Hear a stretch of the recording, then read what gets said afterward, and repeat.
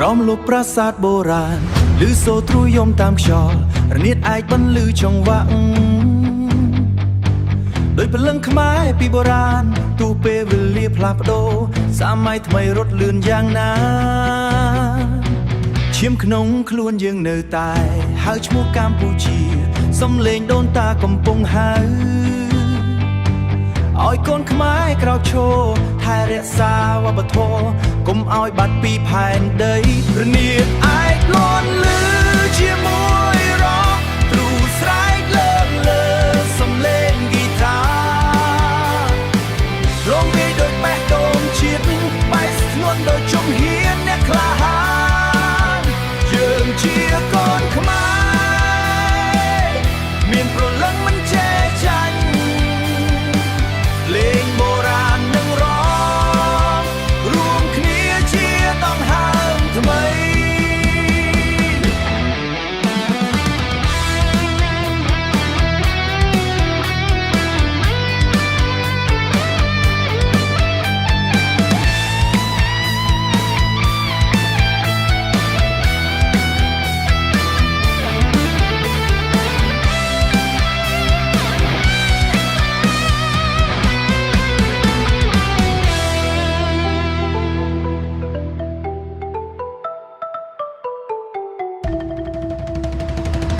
លើងលើឆាកកំពុងភ្លឺ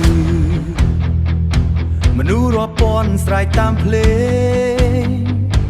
ទង់ជាតិខ្មែរលើអាកាសណាបក់តាមចង្វាក់រ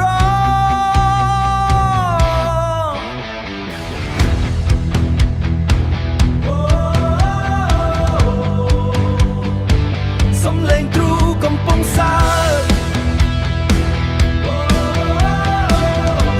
ខ្មែរកំពុងរងពីអតីតកាលដល់ថ្ងៃនេះវិញ្ញាណខ្មែរនៅតែរស់ក្នុងសំឡេងភ្លេ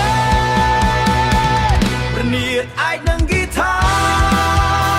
បន្លឺលើពេញមេកម្ពុជាទ្រូនិងជ្រុំកំពុងហៅឈាមអ្នកក្លាហានយើងនឹងច្រៀងជារៀងរហូតឲ្យពិភពលោកបានដឹងព្រលឹងខ្មែរមិនដែលស្លាប់ឡើយ